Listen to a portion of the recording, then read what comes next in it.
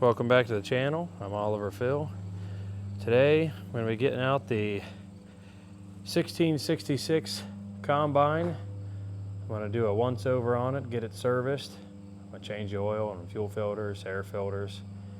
I don't put a ton of hours on it, but got some upgrades I want to do to it as well. I've been doing over the years. I'm going to put a new radio in it, Midland, instead of the CB. And first thing is I already checked. It's not on camera.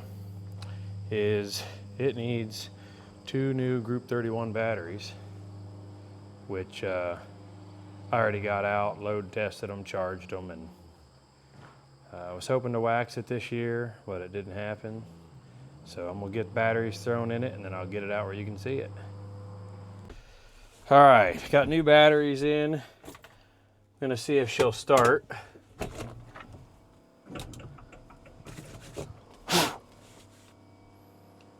All right, I'm gonna crank it without fuel on. There we go, now I'll turn the fuel on. Fires right up. That's a Cummins for you.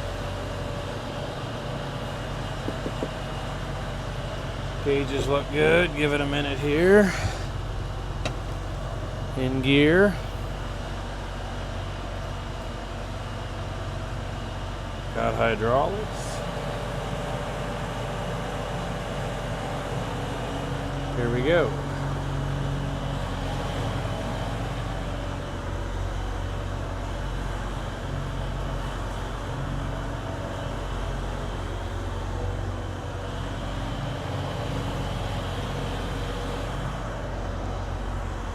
This is a big step up from where we started.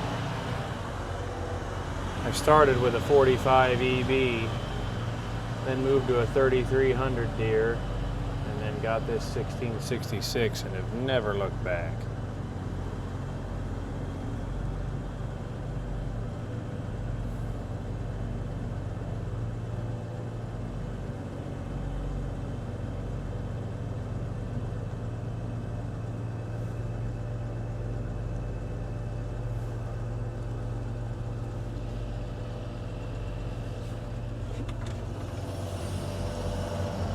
All right, got the combine out here. Hasn't seen daylight for a little while, but need to get the cobwebs off of her. But got the oil draining.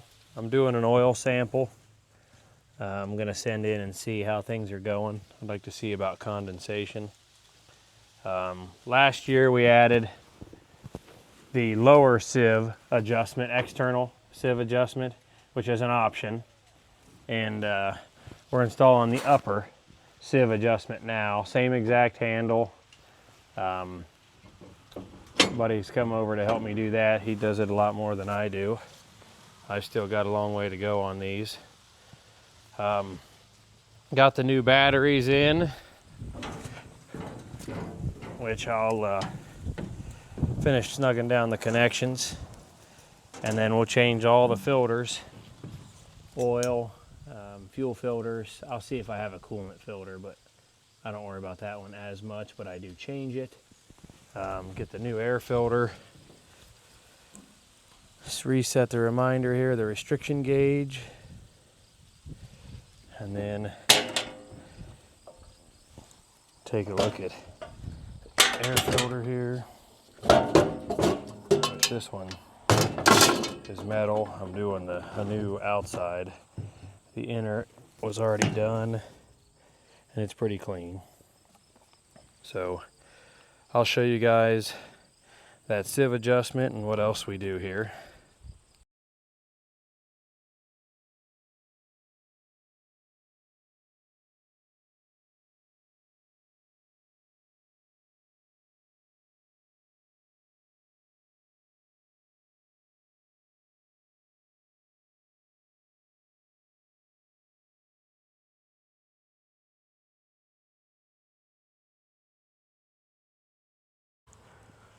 All right, so tentatively it's installed, but we're doing, before we finish drilling, we're doing some checking. We got cleaned up the hole, 2 holes, nice oval there, kind of like what I did before. And then I'll take this top plate off after I painted this bracket. I pull that off and I'll paint that black, so when I put the decal on, it's easy to see. And then cable for holding it, and then you'll just be able to adjust from out here, which over time we just mark what works best for us on these handles to verify settings. It's just creature comfort, an option. It's not 100% needed, but this combine has a lot of options on it. Like, I don't believe, if I take that back, if it came with a chopper, I don't know if it was an option? It came, but it was an option for the out here. Yeah, so at least it would have came with a chopper, but we got an option to be able to put the chopper on and off from the outside, which it would not have had that. So that is something that was added as well. So I just kind of kept with that and added whatever options it was possible for this thing to have, which I'll show you the chopper in a minute. I planned on flipping all the chopper knives that have never been flipped before, and that's a little bit of a task. So after the oil sample was done and I got the valve closed, a bucket full of engine oil, I'm going to go up here, and have had my combine and many others an issue where you have the 8.3 Cummins oil filter want to leak on you. And I had an issue with this Wix. I was running Wix, and I did get this one to seal, but I am going to go back to genuine case filters every time now. So let me get a filter wrench. We'll get that done. Most of you know how to change the oil, but it's part of the maintenance process. Other than on a combine, it's up and down, up and down, up and down.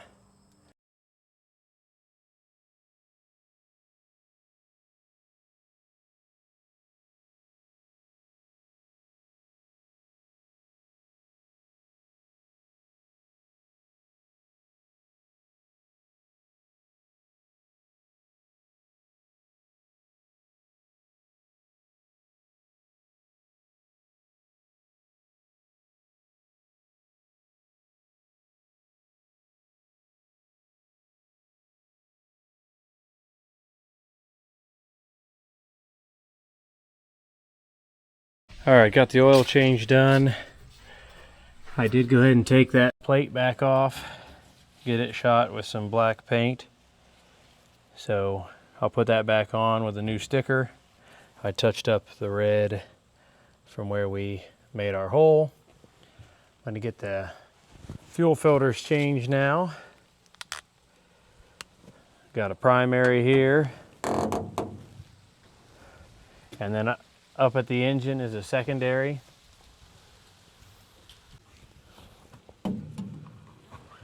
Get this thing swapped out. Turn the fuel off.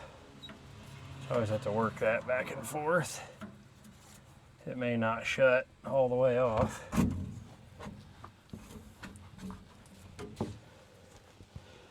So other than modifications, there isn't a lot that I end up having to do to this, because we definitely maintenance it more than it's used. Because we're still a small farm trying to grow, I think, like most of us. Let me grab that other filter.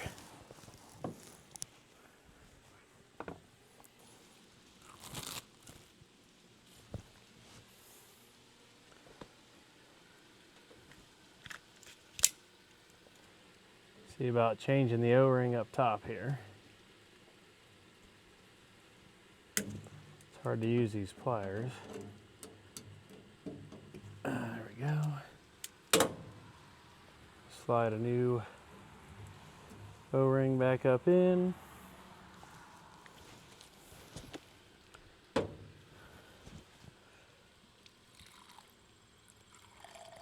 Pre-fill the filter as much as I can.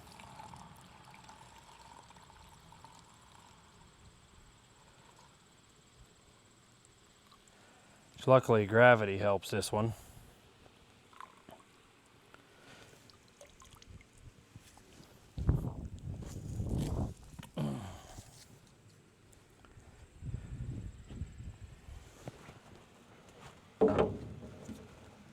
the new one up on here. Just as easy for me to run genuine case filters.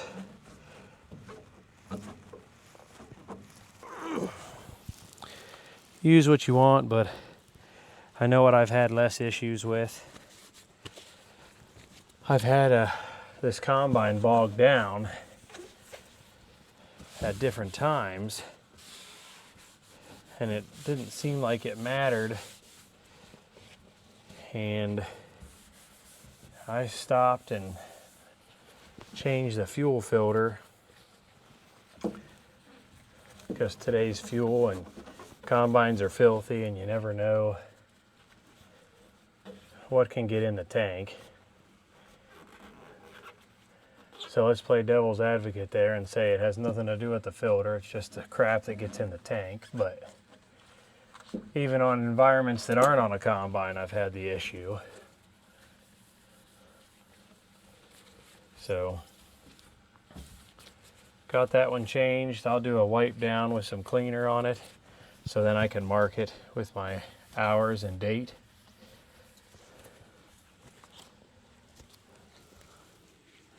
So the primary filter is there, then we'll go up top at the engine and we do the secondary one at the motor.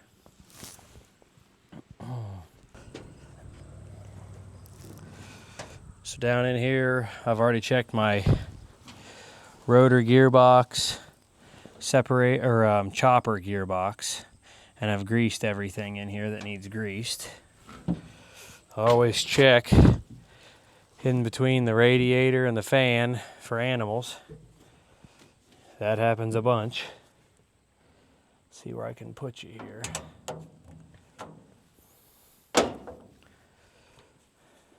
Maybe I can move you over here. It's not a good place to put you. Kind of working right here. I'll try over here.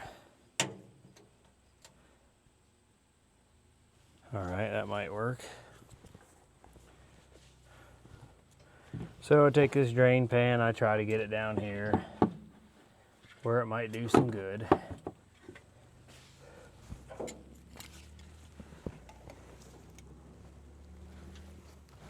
Same thing, genuine filter.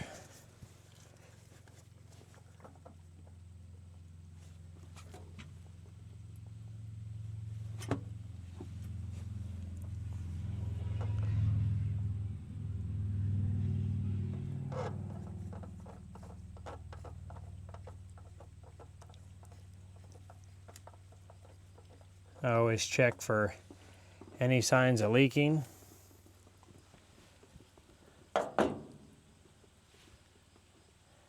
And anything that looks like it's gotten hot, chewed on by mice, whatever happens. So I'll pour this out.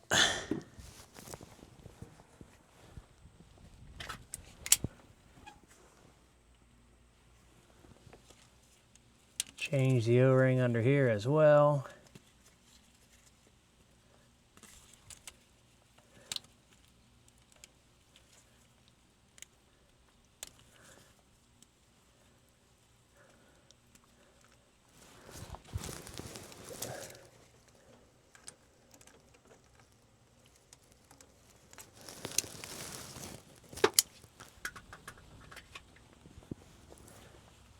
Lubed it with some fuel.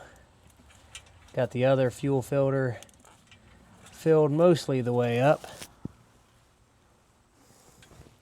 Use fuel from this filter to lubricate.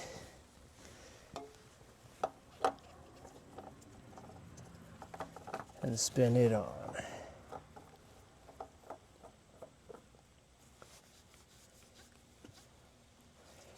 And then sometimes what I'll do is I'll run down there and turn the key on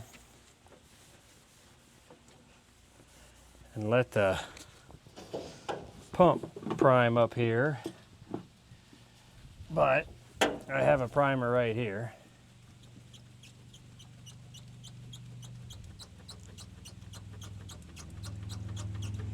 And that mostly just draws from here to here, so that won't do you a lot of good. So then I go down below.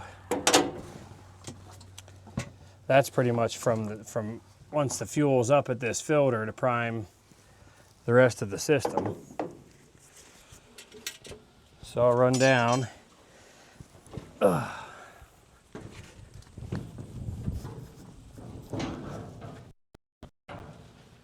And turn the key on.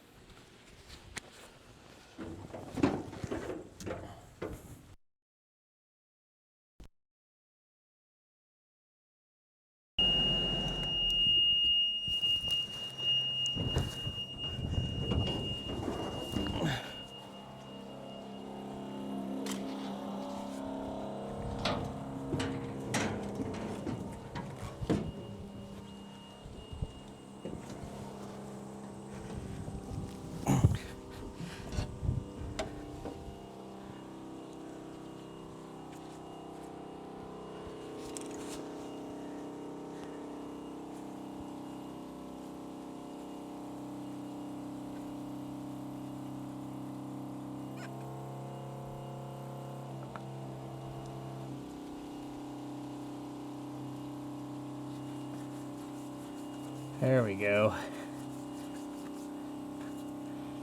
I let that pump up to here till I see a little bit of fuel come out.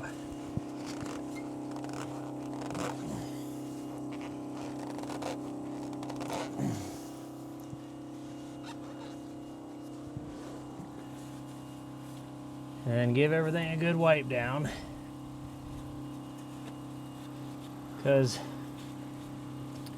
I don't like having anything catching chaff and dust, because that leads to chance for a fire.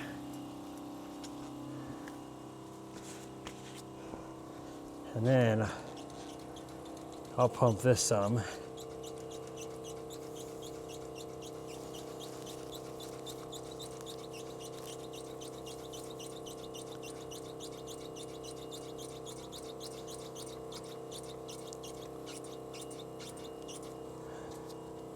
Till it builds pressure.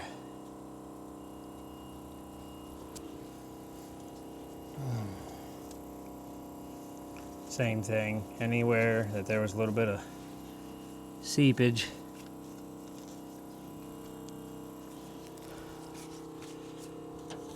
Alrighty. So fuel filter's on, primary and secondary cleaned up, already checked oil. I always try to mark how much it takes. I got it marked right here. And then over here is the hydraulic. I did new sight glasses, but basically feeder house is up right now. Lower sight glass is full, and we're somewhere in between here, so when I drop the feeder house, it'll usually just be in the upper sight glass. For those of you who don't know, in here was the batteries. I'm gonna check chain tension, which I just need a teeny bit. Set tire pressures. Same thing, check chain tension on my reverser and grease everything. I've already checked, and this is all new feeder chain.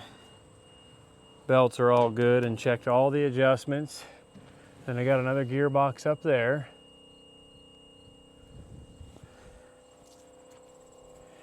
And I check all these belts, and there's grease fittings. Got to get this cover off and get under there and grease. And then different adjustments, such as this, have you'll find a ton on combines. Is it'll be like, okay, proper tension for this chain is 6 inches, where you measure 6 inches and you go off of the length of the spring, and that gives you proper tension, where I marked this one. Same thing, the one behind here, this is loose. So I'm gonna have to adjust that. And you can't see maybe, but inside there I marked that spring will tighten that chain. And it is supposed to be 11.5 inches on the, I'm sorry, that tensions this belt, this chain is behind here. So I will adjust that tension. Something you want to watch for is anything that's rubbing. Yeah, back there's the adjustment. I'm not going to go over all that, just kind of showing you some of the preventative maintenance. And then same thing here. Here's another, for instance, adjuster. It says how many hours to grease it, and then the spring needs to be 9 3/8 long, so I always write that down. I try to write all those measurements so I don't have to worry about getting to the book. And here's how to choose what speed the chopper gearbox is in, and I have C for corn, B for beans, just to make it simple in case it's not me running it. And that's shifted up here. Make sure nothing's leaking underneath the radiator here. And I want to check all these elevator chains, which these are all new. And then the biggest thing is make sure you close all the doors.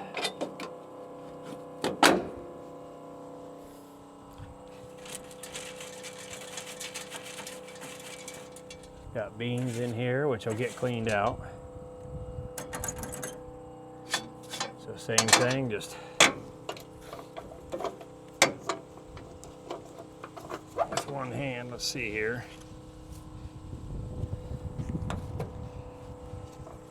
See if I can't lose you here.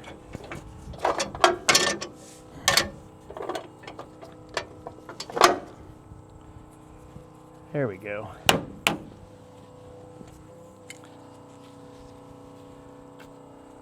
Now that one's closed, and boy, I must have gotten grease. It's not uncommon to find grease on my combines because I grease them. And I'll definitely make sure I hit my steering. Make sure that's all lubricated. So now I will fire the combine up, make sure the fuel's good. Has an electric pump here. So basically, if you get a combine and you haven't done it before, you just open up the book and you go over it and you start checking all the adjustments. Spells it out there, and then you slowly get more acclimated and starts becoming second nature. So I'm gonna get this thing up here and fire this thing up, and I'll bring you back. All right, we got her fired up. We got a digital tach here. You have a button, you can check your rotor speed, your fan speed, your speed of the combine, and your engine RPM, which is what I keep it on. You got all kinds of adjustments. Reel speed, header height, header sensitivity, because this has auto header height. Reel speed, reel position. Here's our forward and back speed control, and then at the thumb is your moving your head up and down. We got volt gauge, oil pressure gauge, coolant temp, engine oil, and up here some warning indicators: oil pressure, parking brake, coolant temp, amps, and coolant level. Some of the options were the power guide wheel, so basically like a mud hog, four-wheel drive kind of deal, which if it's wet enough where I need that, I don't need to be in the field anyway. I got this is for my beacons and strobe lights. I can adjust the fan speed and rotor speed with these switches electronically with little kind of like window motors back there. And then you have all your other work lights, field lights, road lights, and hazards. And then this is an ether start, which I don't use, but it has because it always fires up. And you come over here, and this would have had rubber boots around it, but this is the reverser that runs that little starter down here on the side. If you jam up the feeder housing, you can, I mean, it helps to have it, but depending on how bad it's jammed, reverser doesn't do a lot of good because it's just a starter motor. And engine hours. So she's running good. I got a CB here. We are switching over to using, we call it Midland radios. So I'm probably still going to keep this in here because my other service truck's got a CB, but the semi and the combine are going to have Midlands, and then we have handhelds if needed. So switching to that, so I'm going to try to get the top off of this and take a look above here. Got a radio in here, recirc and for air conditioning, bring in fresh air or recirculate what's in the cab. Over here's your shifter for those of you that haven't seen. 3-speed unloading auger handle, and little buddy seat, and then inside the buddy seat is the goodies: paper towels, hand wipes. My wife's got a purse or handbag of Tylenol, medicine, allergy, little first aid kit. She definitely does a great job there. On the column here, we also have a grain tank is full indicator, which is down here, and then left turn signal, right turn signal, and then this is the control your unloading auger in and out. So I flip the lever, out comes the unloading auger.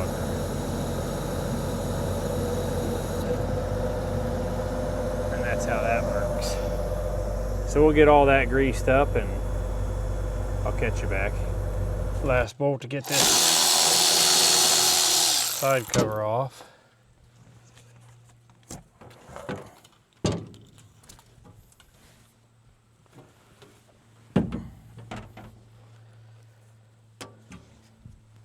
So here's inside that compartment I was telling you about. And then what I do is I've had to repair a lot of wiring. So if you look down in here, I've installed a bait station for mice just in case they do get in here.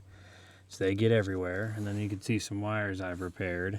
But overall it is clean. I've added rubber flaps to every single compartment that possibly can. Cleaned connections. And inspect wires,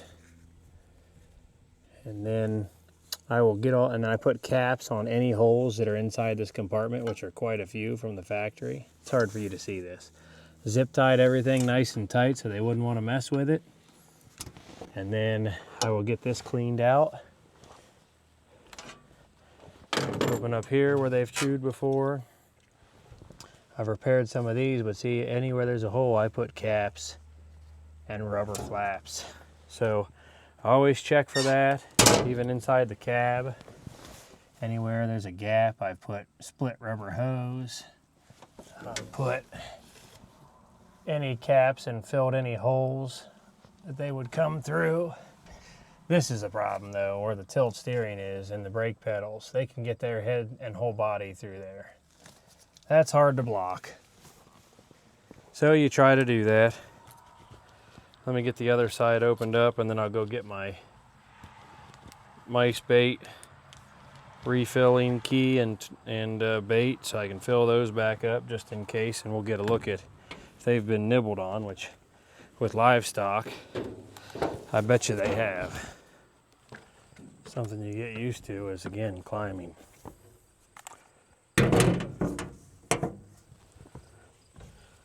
Double check this one. 5 pumps once a year is all I do on this one. And it is good. Got a little air in it because we just had it running. So, tells you what fluid to take. When I mark on here, see, this says every 500 hours. I haven't put 500 hours on this machine since I've owned it. So that doesn't do a lot of good for me.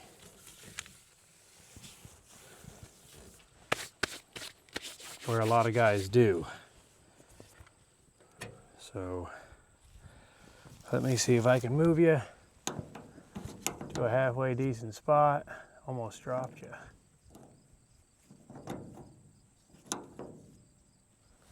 See if you stay there.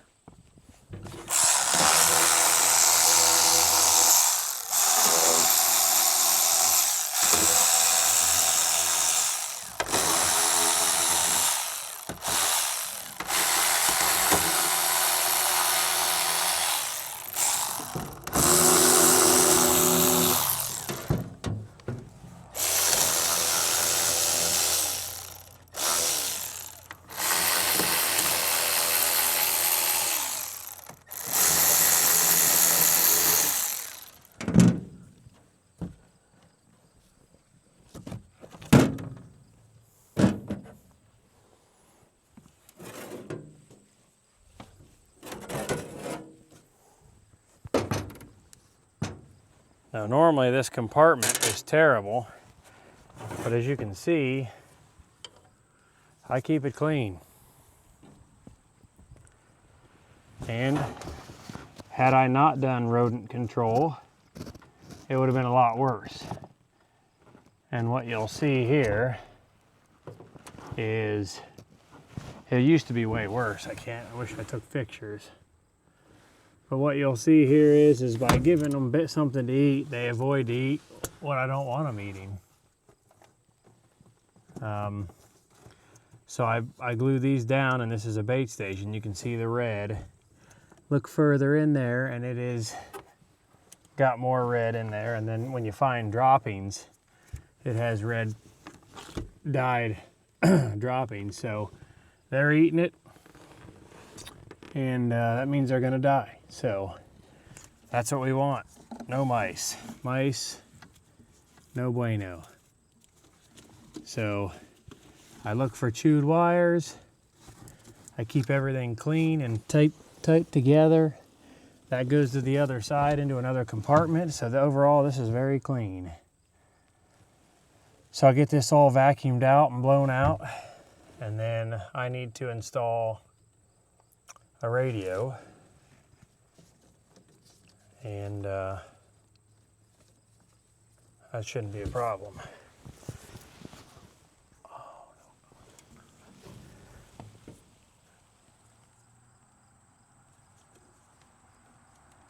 So we shall see. I got a couple wayward wires from previous owners, and here's a CB. So like I said, I'll have all this open so I can install that new radio.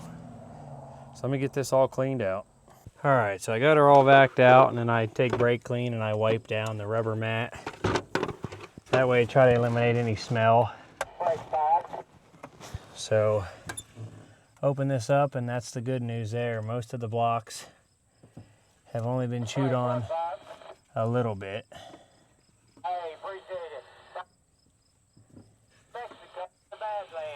So I'm going to vacuum that out here. Well, I got new bait in there. I throw an extra one underneath there for any stragglers that don't come over to this. And we'll leave that in there for next year to check. I'll do the same thing to the other side, and I'm going to bring you back with this radio install.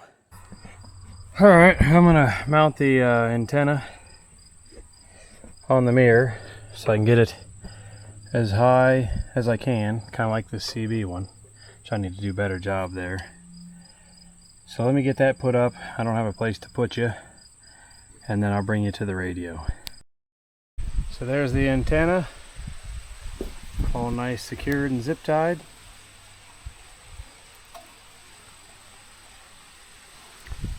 And CB1 I'll mess with later, but I got the wires coming down here, which I'm going to do some loom clamps. Come down here and we'll sneak into the box. Clean and easy. Alright, so I got the CB hung out of the way here.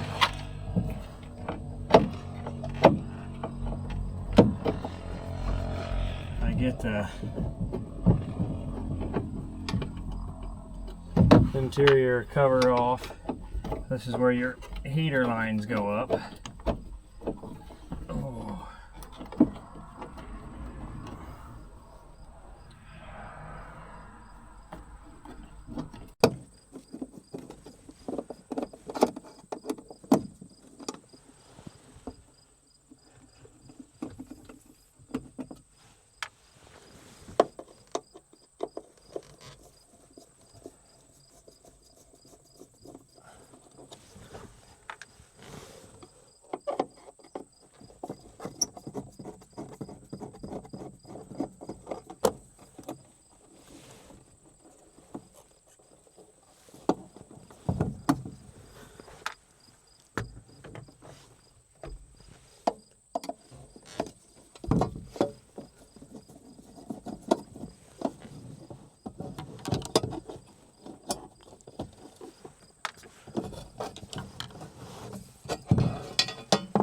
There we have it. It takes a little bit, but now we got room for the cable to come up through.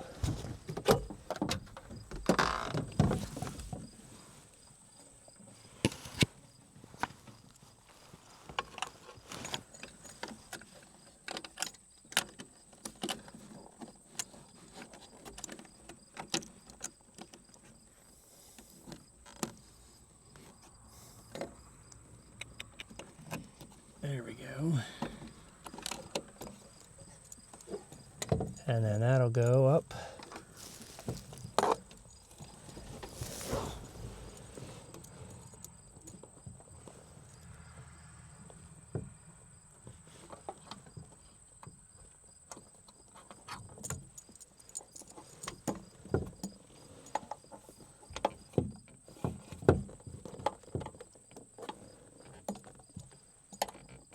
Trying to look how I ran the other one. Sometimes you do a better job. Oh, I see how I did it. So there's a piece of trim up here that I tucked it behind, which then gets it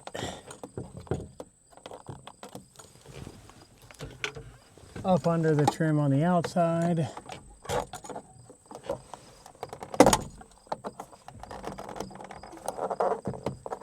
Leaving no wires exposed.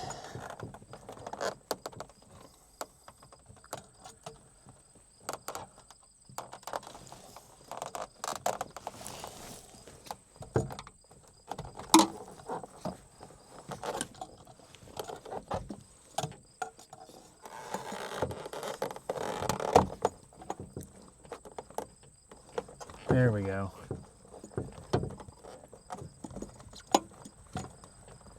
So now that we did that, I'll put the radio over here. That'll give us enough room. I'll get this cover put back on. Oh, there it is with the cover back on. Pretty clean install. I did the power wire the same way. So here's power. There's the CB antenna. Two-way radio. This is the CB. And then the Midland radio go here. So I just got to get the radio mounted up top there and get the roof panel put covers back on. And then while I was up here, I'll show you. There's inside the grain bin, and it's got extensions on it. And I added the steps out of a newer combine. So pretty neat. I wanted to show you all that and get back to finishing the Midland. So they come with a cigarette lighter back. They come with a cigarette lighter on the end of it. I cut it off and I went to a power and ground that I already had under here that's also fused. And so is the radio. And then one thing on any kind of radio you want to keep in mind, let me get you sitting somewhere that you can see. So one thing you always want to do is you want to make sure you always have the antenna hooked up first. Don't plug one in that the antenna has not been hooked to. Just not good on them. It's a good habit to not have breaking. Don't break that habit. Plug the antenna in every time.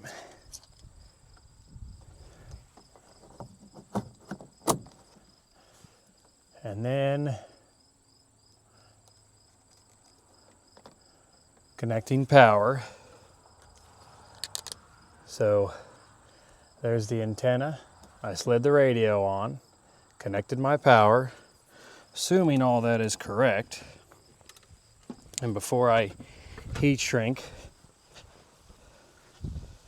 those connections,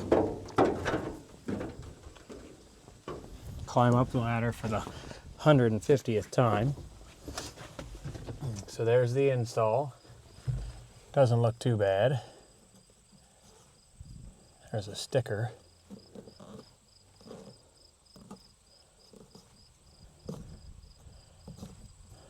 I don't need a sticker.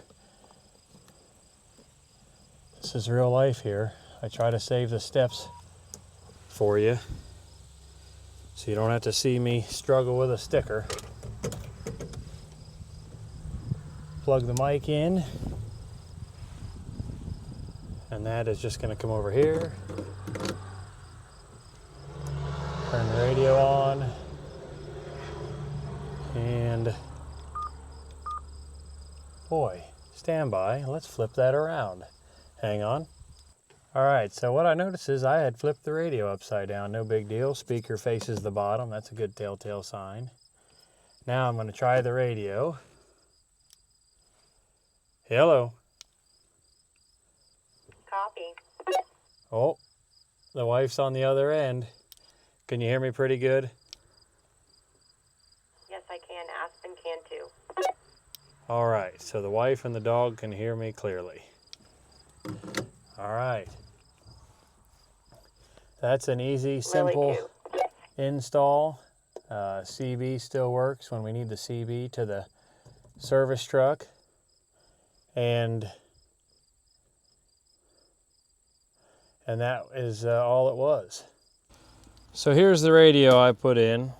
If you'd like to get one like it, this is just a Midland 15 watt. It's kind of like what I call base. Comes with an antenna mount, and I did get the extended antenna. There's the part number. Not sponsored by them or any way, but I do like their radios. I don't mind if I was a sponsor, but I like their radios, and definitely been putting them to the test. So this year will be a big difference because I'm going to put it into my semi as well, and probably then, excuse me, into another tractor. So what I'll do on this without having you guys watch me is I'm just going to finish greasing it, and then she'll be pretty much ready.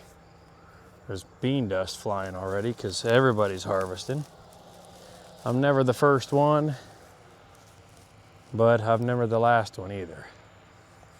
So I'll get this done, and then I hope to get some footage, a lot more footage of harvest. And big thing is that I've noticed as a first generation farmer, again, I started with a 45 EB John Deere, moved to a 3300, which I really thought I was moving up in the world. Now I got this 1666, which I think is a phenomenal machine.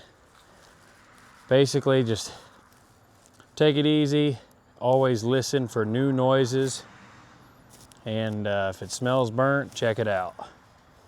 I got 3 fire extinguishers on this unit.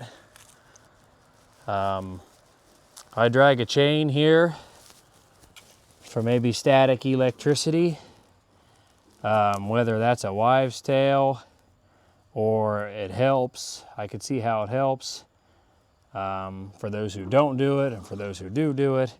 I did it because I don't want to take any chances. If it helps, great. So there's a chain. Leave in the comments you think that's crazy or if you do the same thing, but that's what I do and it doesn't hurt. But other than that, she's gonna run some beans, and I'm gonna bring you guys along and do some videos so you can see it right there with us as we go along. So I appreciate you watching this quick kind of combine maintenance video. There was nothing really too intricate, just a couple upgrades and some basic adjustments, but let's see how she does. Catch you guys on the next one.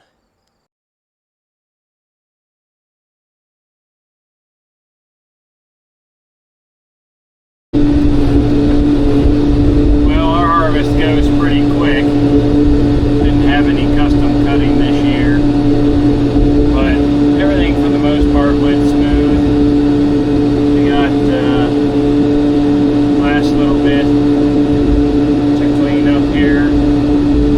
Thought I'd get a little bit of video. Had one sickle section on the bar that was an issue, but other than that, it's been pretty pain-free. I'd say the price of beans